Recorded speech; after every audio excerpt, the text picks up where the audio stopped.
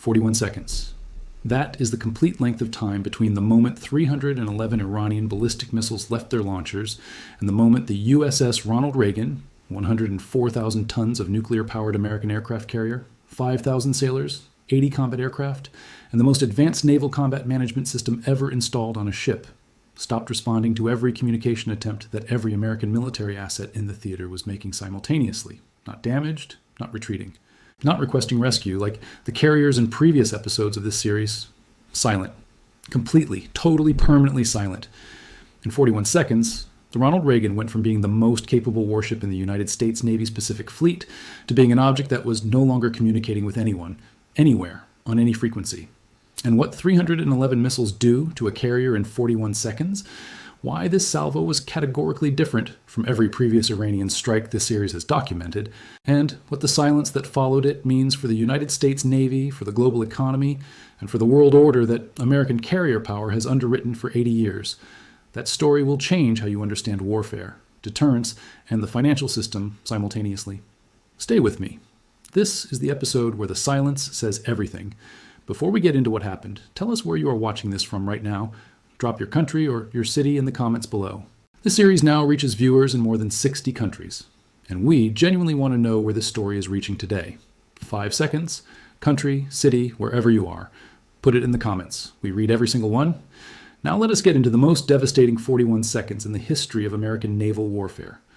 To understand what 311 ballistic missiles do to an aircraft carrier in 41 seconds, you first need to understand why this salvo is fundamentally different from every previous missile attack this series has documented.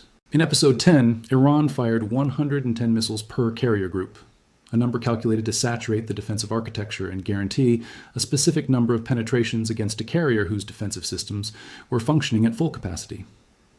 In episode 14, Iran fired 220 missiles across 2 carrier groups using a mixed salvo of 3 weapon types specifically designed to impose cognitive overload on the Aegis combat management system. Those attacks were designed to defeat the carrier's defenses. They were designed to fight through the defensive envelope and deliver warheads against a ship that was actively defending itself. 311 missiles against the Ronald Reagan was not designed to fight through the defenses. It was designed to make the concept of defense mathematically irrelevant from the first second of the engagement. There is a threshold in every defensive system, a saturation point beyond which the system is not defeated by a superior weapon or a clever tactic, but simply overwhelmed by arithmetic. 311 ballistic missiles arriving simultaneously at a carrier strike group that can engage a maximum of 84 to 92 targets simultaneously across all platforms at full combat effectiveness is not a military engagement. It is an arithmetic statement. 219 missiles are getting through regardless of what the defense does. The only question is where they hit and in what sequence. Iran did not fire 311 missiles because it needed 311 to sink the Ronald Reagan. Based on the penetration ratios demonstrated in previous episodes of this series, approximately 70 to 80 penetrating warheads against a carrier's hull and superstructure are sufficient to produce catastrophic and unrecoverable damage. Iran fired 311 because 311 eliminates the engagement as a variable. There is no defensive decision, no targeting priority, no intercept allocation, no electronic warfare measure, and no evasive maneuver that changes the outcome when the arithmetic is this imbalanced. Iran removed the engagement from the equation entirely. What remained was physics, and physics, at the scale of 311 ballistic warheads converging on a 104,000-ton vessel in 41 seconds, produces outcomes that are not survivable. The Ronald Reagan was operating in the Philippine Sea approximately 340 nautical miles east of the Philippines when the launch was detected. It had been repositioned to the Philippine Sea from its previous operating area in the Western Pacific following Diego Garcia's abandonment in episode 15, and the subsequent American basing restructuring, positioned there specifically because the Philippine Sea was assessed as outside the effective range of Iran's land-based ballistic missile systems, which had been the primary anti-carrier weapon in previous episodes of this series. The assessment was based on the known range performance of Iran's operational ballistic missile inventory as of the intelligence review that informed the repositioning decision. That review was 3 months old. In 3 months, Iran had done what it has done repeatedly across this series. It had deployed a capability that the review had not assessed as operational. The missiles that reached the Ronald Reagan in the Philippine Sea were not fired from Iran. They were fired from mobile transporter erector launchers that Iran's IRGC had prepositioned over a period of 4 months across a network of locations in the South China Sea region. on islands, on modified commercial vessels operating as covert launch platforms, and from submarine-launched canisters. That Iran had developed in cooperation with a technology partner whose identity Western intelligence agencies have not publicly confirmed, but whose contribution to the range extension that made this engagement possible is unambiguous in its operational effect. The prepositioning operation was conducted entirely beneath the detection threshold of American satellite surveillance, because each individual launcher, each individual vessel, and each individual submarine represented a logistics footprint small enough that its presence in the region could be attributed to civilian or commercial activity without triggering the pattern recognition algorithms that American surveillance systems use to identify military buildups.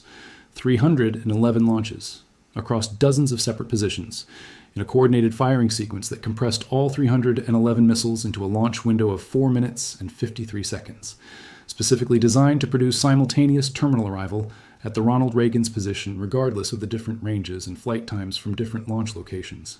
Coordinating 311 separate launch events across dozens of separate platforms in multiple countries' territorial waters to achieve simultaneous terminal arrival at a single moving target 340 nautical miles away requires a command, control, and communications architecture of a sophistication and a resilience that Western military analysts had not assessed Iran as possessing in the distributed maritime-based configuration that this operation required.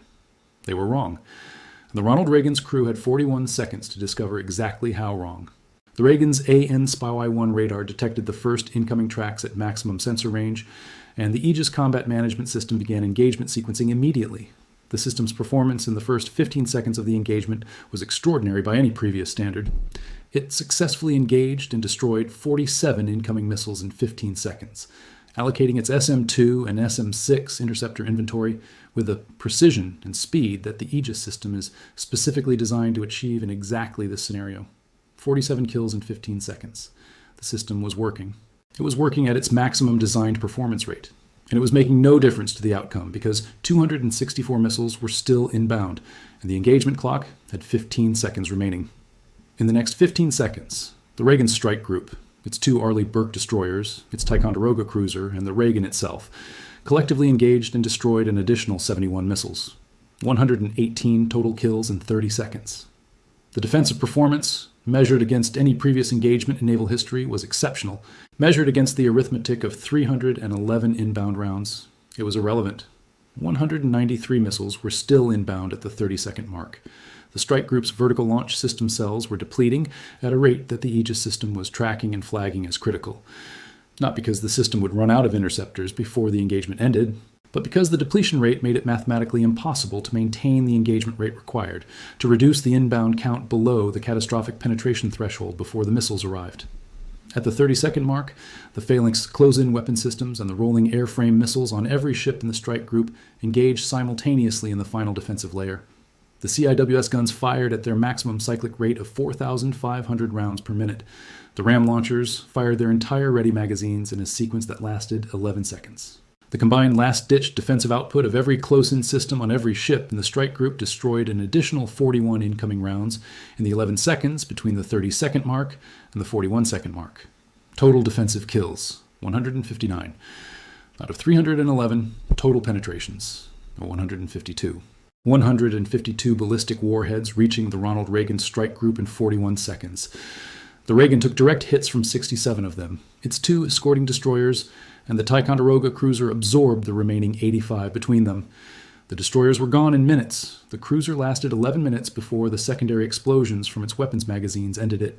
The Reagan, hit by 67 warheads, including 14 Fata-2 hypersonic penetrators, whose terminal velocity exceeded Mach 13, and whose penetrating warheads were designed specifically to defeat the carrier's armored deck and detonate inside the ship rather than on its surface, experienced a damage sequence so catastrophic and so rapid that the ship's communication systems, damage control networks, and command infrastructure were simultaneously destroyed before any coordinated response could be organized.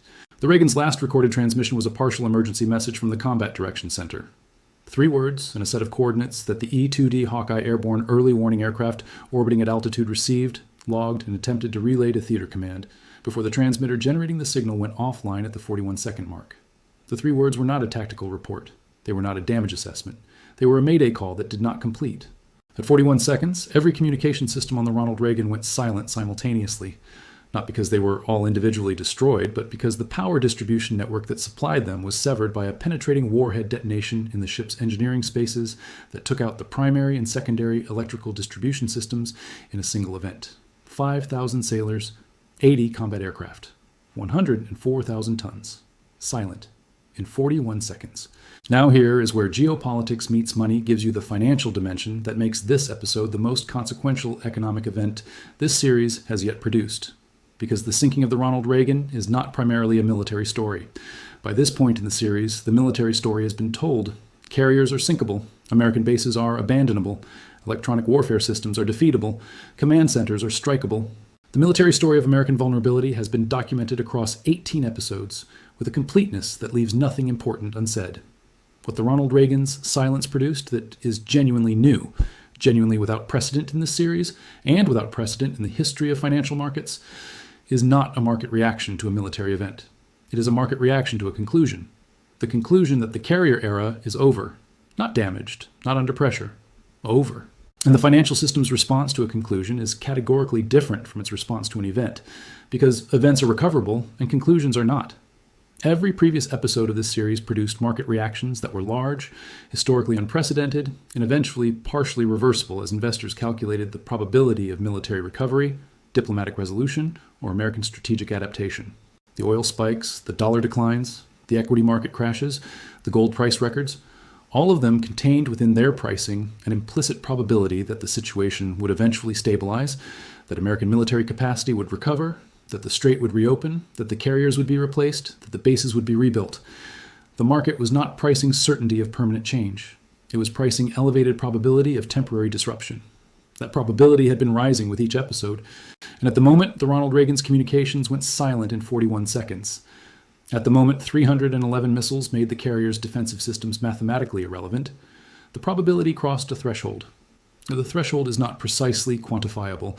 Financial markets do not announce the moment they cross from pricing temporary disruption to pricing permanent structural change.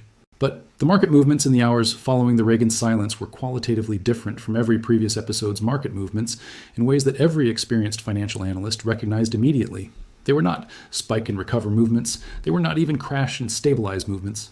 They were repositioning movements, the kind of slow, systematic, high-volume asset reallocation that institutional investors execute. When they have concluded that the world has changed permanently and their portfolios need to reflect the new world rather than bet on the restoration of the old one. The US dollar did not fall sharply and then stabilize as Federal Reserve intervention provided support.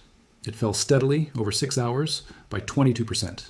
And every Federal Reserve intervention during that 6-hour period produced a recovery that lasted between 8 and 14 minutes before the selling resumed. The pattern of intervention recovery resumption is the financial market's way of communicating that it is not selling the dollar because of a liquidity problem that the Fed can solve by providing liquidity.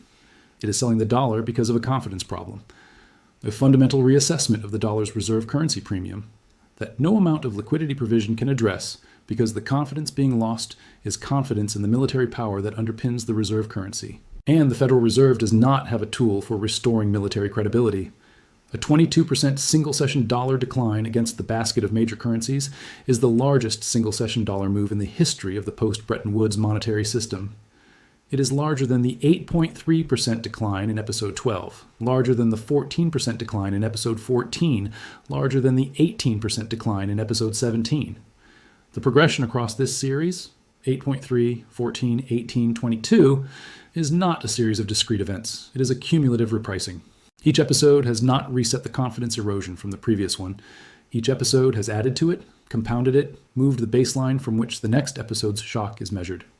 The 22% move in this episode is not the market responding to the Reagan's sinking in isolation.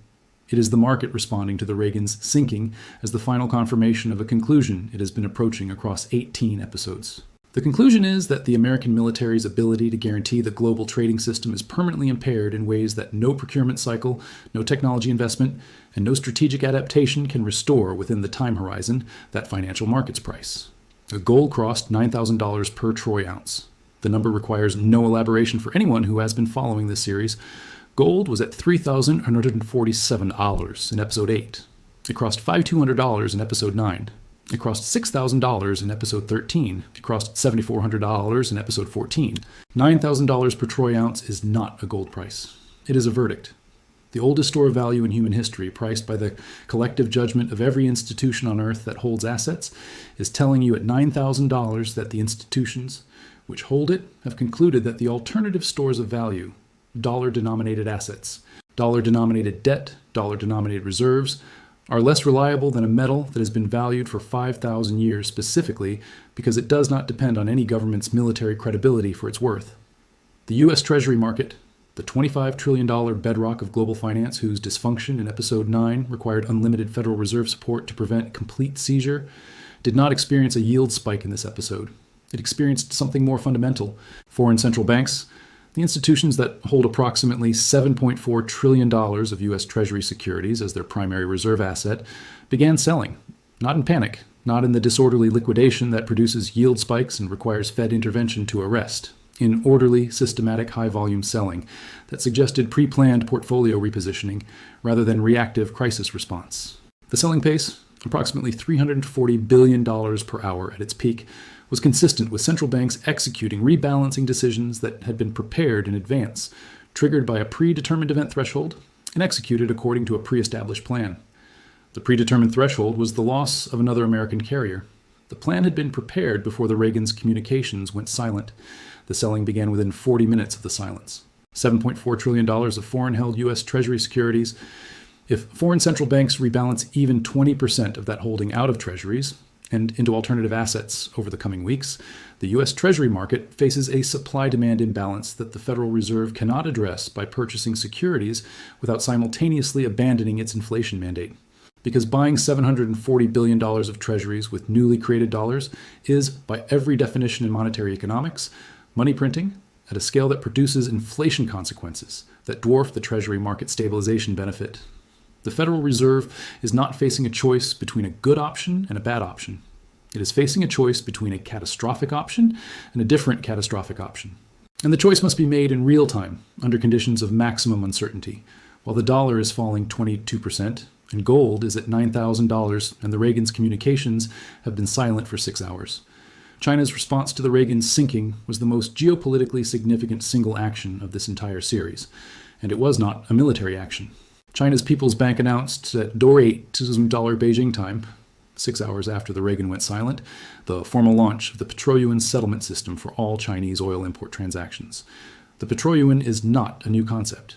China has been developing it for years, offering oil exporters the option to settle transactions in Chinese yuan rather than US dollars.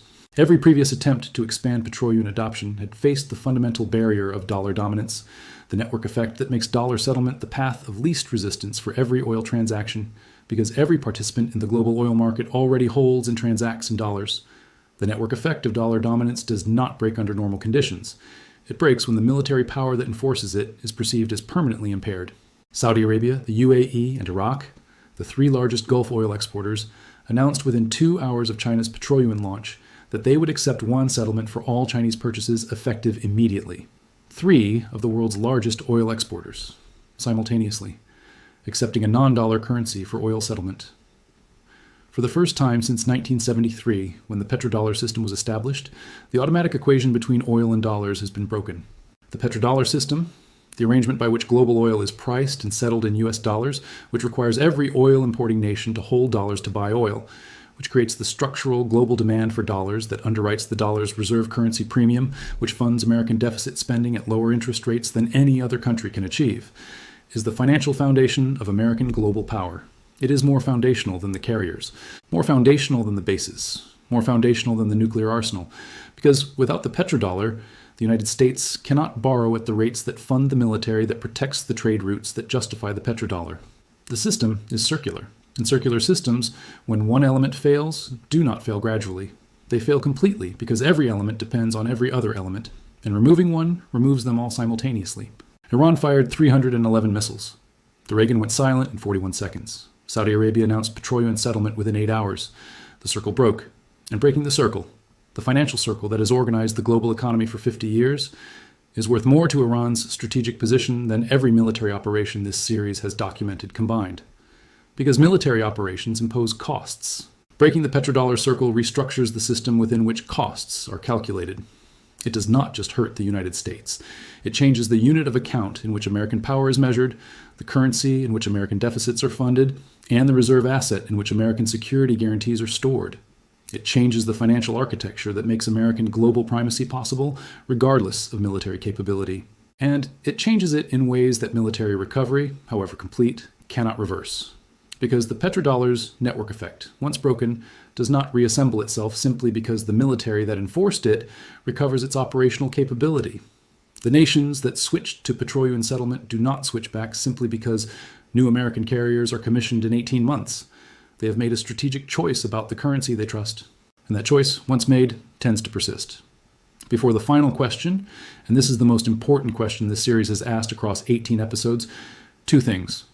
First, drop a comment and tell us what you think happens to the dollar now.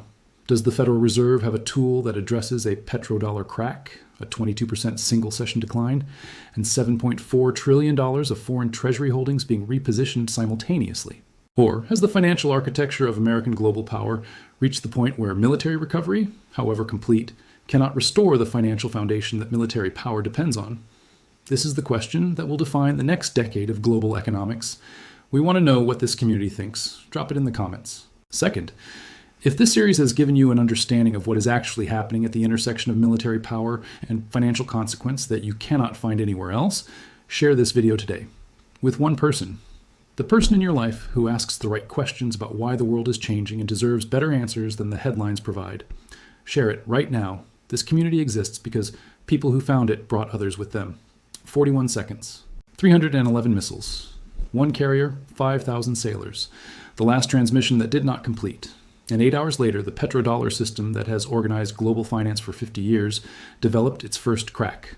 Not because a financial institution failed, not because a policy mistake was made, not because an economic cycle turned, because the military power that enforced it went silent in 41 seconds over the Philippine Sea. Geopolitics and money have never been more perfectly, more devastatingly, more permanently intertwined than they are in the 41 seconds and the 8 hours that this episode has documented. This is Geopolitics Meets Money. 41 seconds. The silence that changed everything. Stay sharp.